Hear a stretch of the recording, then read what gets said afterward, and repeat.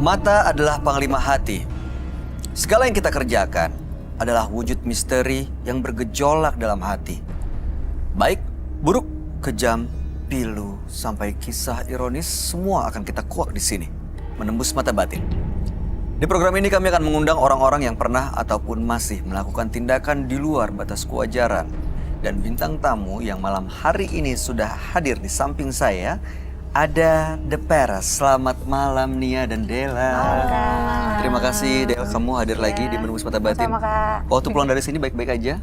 Baik-baik aja Kak. Gak ada kejadian-kejadian aneh ya? Alhamdulillah ada. Alhamdulillah. Kalau kamu nih pernah punya pengalaman mistis nggak? Aku pernah punya pengalaman mistis. Jadi aku pernah ke kamar mandi, kamar dekat di toilet perempuan.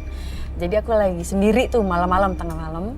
Sendiri tuh, aku lagi biasa pipis terus tacap dandan. Ada cewek masuk, rambutnya hitam, panjang. Samping aku, kita senyum-senyum, biasa pikiran cewek kan ya. Terus senyum-senyum, terus ya dia keluar lagi, senyum lagi dia keluar. Akhirnya dia masuk lagi. Terus aku tanya, kenapa Mbak masuk lagi? Lupa ya gitu. Orang yang sama nih? Orang yang sama. Dia bilang, aku baru masuk Mbak. Gitu. Ah enggak, Mbak tadi masuk. Kita kan senyum-senyum. Enggak, aku baru masuk. Aku langsung kaget yang gitu. tadi masuk siapa? Makanya yang tadi masuk siapa? Terus dia ngomong gini, orang kayak gimana? Ya Mbak lah, kayak Mbak. Oh saya dulu pernah punya kembaran meninggal.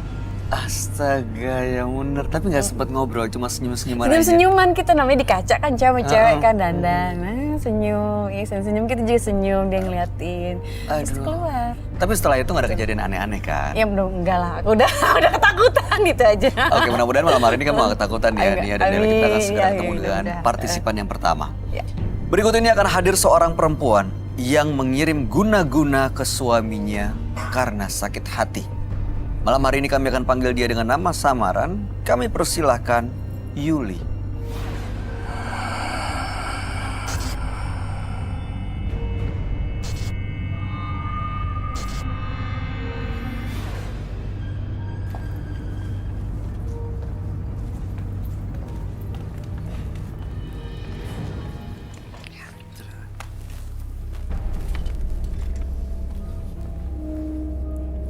Selamat malam Yuli. Selamat malam Mas. Apa yang mau Yuli ceritakan pada kami? Saya dihantui sosok almarhum mantan suami. Kami bercerai sudah 4 tahun dan perceraian itu sangat tidak diinginkan oleh keluarga besar mereka. Jadi keluarga mantan suami itu ingin sekali menggagalkan rencana perceraian kami. Bahkan mereka mengirim guna-guna untuk membatalkan rencana perceraian kami. Nggak setuju dengan rencana perceraian? Karena selama ini mereka hidup atas biaya saya. Jadi jika saya bercerai berarti kan mereka tidak bisa menikah. Tidak ada pemasukan. Jangan itu ya, masuk sebagai nafkah. tulang punggung. Iya. Terus? Tapi suami saya saat itu berselingkuh dengan mantan pacarnya yang dulu. Jadi saya tetap kekeh pengen bercerai. Akhirnya dikirimlah guna-guna kepada keluarga saya. Ini dari keluarga suami? Dari keluarga suami. Terus? Kalau guna-guna itu kan akan mengenai sosok yang terkuat dalam suatu keluarga itu ya. Dan kebetulan saat itu orang yang terkuat dalam keluarga saya adalah ayah saya sendiri. Jadi guna-guna itu menimpa papa saya. Selang beberapa hari terkena guna-guna, papa saya meninggal. Kondisinya seperti apa waktu itu? Saat itu saya kebetulan sedang pergi, kondisi ayah itu tidak sakit sebelumnya, tidak mengalami sakit sebelumnya. Tapi tiba-tiba dia muntah-muntah, sampai kalau kata dokter bilang sih itu dehidrasi. Bahkan kita udah lari ke UGD sekalipun saat itu bilang, orang tua Anda hanya butuh cairan, asupan cairan. Tidak perlu dirawat atau apapun, jadi kita suruh pulang lagi. Tapi makin lama itu makin drop karena memang udah nggak bisa. Setiap dimasukin cairan muntah, seperti itu. Sampai meninggal dunia. Keesokan harinya langsung meninggal. Kami turut berduka cita. Kemudian orang tua Turut berduka ya. Ya, sama-sama. Lalu kemudian? Saat dikuburkan pun keluarga suami tidak datang. Jadi itu udah kelihatan banget ya motifnya ya gitu. Maksudnya kalau mereka tidak ada salah, bukan mereka penyebab kematian ayah saya. mereka bisa datang. Oke. Tapi ini tidak. Jadi maksudnya mereka juga takut untuk bertemu. Takut kalau ketahuan kalau memang mereka yang melakukan. Dan akhirnya perceraian pun terjadi. Dan rasa sakit hati dari pihak keluarga sana terus berlanjut. Dan terus menyerang kami. Lalu pada suatu ketika anak saya sakit. Dan di diagnosa dokter nggak ada penyakit apapun. Lalu Anda bawa kemana? Saya bawa ke rumah sakit, tapi saya bawa pulang lagi karena memang tidak ada diagnosa apapun. Makin ke hari penyakitnya makin parah. Oke. Terus saya tanya ke asisten rumah tangga saya, mungkinkah ini ada hubungannya dengan guna-guna? Lalu pembantu rumah tangga saya bilang, oke, kita datang ke, dia punya orang pintar. Lalu Anda datang ke dukun itu? Ke Apa orang yang pintar Anda itu. lakukan di sana? Saya membawa foto mantan suami dan kekasihnya. Oke, apa yang dilakukan dukun itu terhadap itu foto dan Dia bilang, iya, foto pacar? saya memang diguna-guna oleh keluarga sana karena bercerai. Terus sama dukunnya itu, sama orang pintarnya itu dibakar. Fotonya itu dibakar. Terus dia bilang, apa yang kamu mau lakukan terhadap kedua orang ini? Apa yang kamu mau? Saat itu saya masih emosi karena papa saya baru meninggal, anak saya sekarang sakit. Apa gitu. yang Anda mau waktu itu? Saya mau mereka. Karena nyawa dibayar nyawa bagi saya. Baik. Oke, saya ingin sekali langsung mengundang sahabat kami biar dia bisa memberikan tanggapan mengenai kejadian ini dan mudah-mudahan ya apapun tujuan Yuli bisa didapatkan setelah kita ngobrol bareng sama Roy Kiyoshi ya. Oke, baik. Yuli, kami akan ajak kamu untuk langsung ketemu dengan sahabat kami. Dia adalah seorang indigo. Kami persilahkan Roy Kiyoshi. Sebelumnya, tim Mata Batin sudah memberikan tanggal lahir dan nomor rumah partisipan kepada Roy Kiyoshi.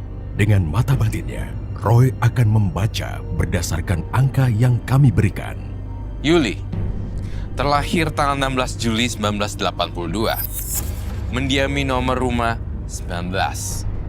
Sosok yang penuh dengan kebencian dan sulit menyukai orang lain. Yuli mengalami rasa trauma yang cukup dalam karena hubungan rumah tangganya yang sangat rumit. Saya merasakan Yuli mengalami korban ilmu gaib dari lingkungan keluarganya, sehingga ia memutuskan untuk balas dendam dengan menggunakan ilmu gaib. Saya melihat adanya sesuatu yang belum diselesaikan oleh Yuli karena perbuatannya, yang mengakibatkan kini ia seperti diteror oleh sosok wanita. Saya melihat sosok iblis wanita di tubuhnya. Semoga tidak terjadi apa-apa pada malam hari ini. Selamat malam. Selamat malam, Ron. Ya, silakan duduk, Kak. Terima kasih. Silakan. Anggi dan Della.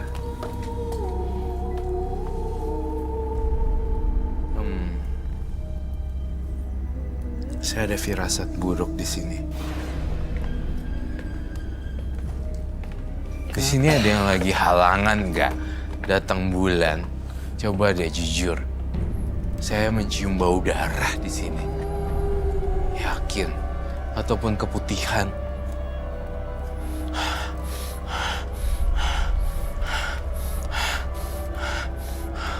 Kamu ya? Teman-teman, boleh jujur? Nggak usah malu, nanti kita blur mukanya. Saya agak terganggu dengan Hawa ini. Ada ya? Boleh Oh, kamu silakan lagi keluar. halangan. Mohon maaf, dengan hormat. Boleh kamu Saya ikut kami ke bawah. mohon maaf dengan Tasnya taruh hormat. situ aja. Iya. Tasnya taruh situ aja. Dengan hormat harus meninggalkan karena ini cukup berbahaya buat kamu. Ya. Kamu keluar dulu ya, lewat sana. Ada lagi kah? Buat yang bisa tahu. Gak ada. Yuli dengan tanggal lahir 16 bulan 6 1982 dan nomor rumah 19. Apakah itu betul? Oke. Saya ingin menerawang terlebih dahulu. Coba deh kamu, saya lihat tangannya. No. You just sit down. Saya merasakan ada hawa amarah yang besar yang meledak-ledak. Sebenarnya dia bukan orang seperti itu, tetapi karena adanya tindakan yang menyakitkan sehingga dia melakukan hal yang bodoh, bahkan bisa mencelakai orang sehingga meninggal dunia. Dan artinya saya merasakan Yuli pernah disakiti, mungkin saudaranya atau ayahnya meninggal gara-gara guna-guna. Namun yang terjadi di sini yang saya baca tenaga dan emosinya adalah dia itu pengen bales mati-matian dan gak bakal, dia bilang gini dalam hatinya, gue gak akan berhenti kalau dia orang belum. Benerkah itu? Benar sekali. Lihat deh kepalan tangannya. Ini memang saya, ya, kamu yang lebih ahli dalam bidang gestur dan you know, as a public speaker, kamu tahu tentang gestur, eye movement, and anything about body language or something.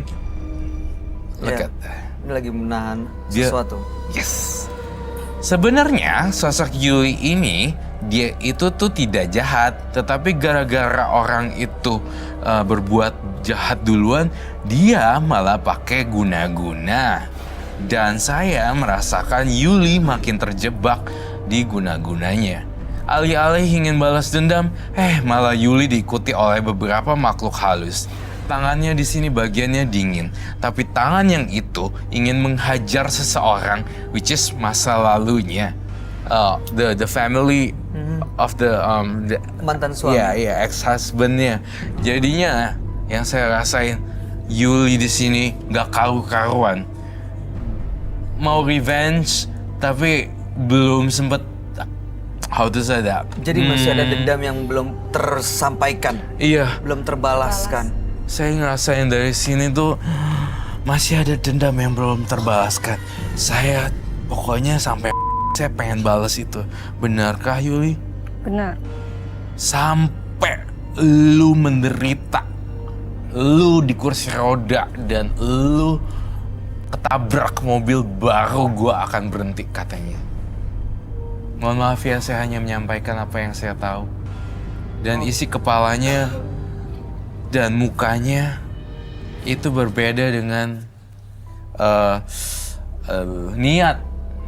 The faces looks like, you know, normal, beautiful, cantik, tidak ada masalah dengan mukanya yang enggak mukanya Ya nggak kayak orang marah, nggak Iya, kayak orang iya. kesel, tapi sebenarnya dia lagi nyimpan rasa marah dalam hatinya gitu ya, Roy. Ingin menuntaskan dendamnya gitu. Iya. Kalau saya lihat Yuli itu tidak bisa dikasarin, tetapi Yuli itu harus diajak ngobrol pelan-pelan. Kalau enggak dia bisa menebar teror maut. Teror mau. Yuli ini saya ngelihat, jujur mohon maaf Yuli, saya minta maaf ya. Kamu tuh orang baik, tapi kamu sekarang nggak jadi orang baik lagi karena kamu ngelempar arang ke orang. Ibaratnya kayak Tangan terbakar sendiri. Ya. apakah itu betul?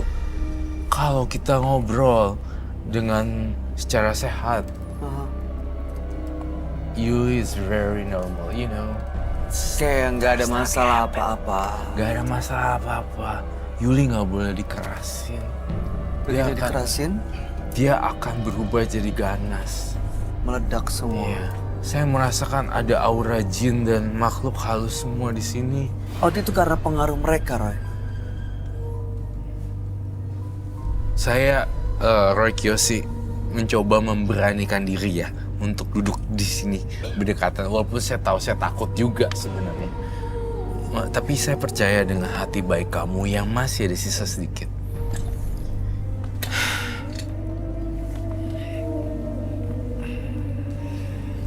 Saya melihat ada sosok yang mengganggu di keluarganya juga. Ya, apakah itu betul? Iya, benar. Boleh nanya nggak?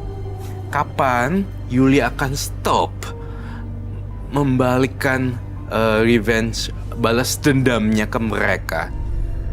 Tidak menjudge ya, hanya nanya. Sebenarnya saya udah pengen stop, tapi mereka terus menyerang terus. Sampai sekarang, Sampai tadi malam sebenarnya. Tadi malam. apa sih yang mereka lakuin sampai kamu kayak susah banget untuk bisa lepas dendam? Ini mantan suami udah. Sudah meninggal. Meninggal, Cuman kan? keluarga besarnya kan jadi nyawa dibayar nyawa, nyawa dibayar nyawa dan gak akan selesai. Apa yang mereka lakuin tadi malam? Mereka mengirim bola api besar ke rumah.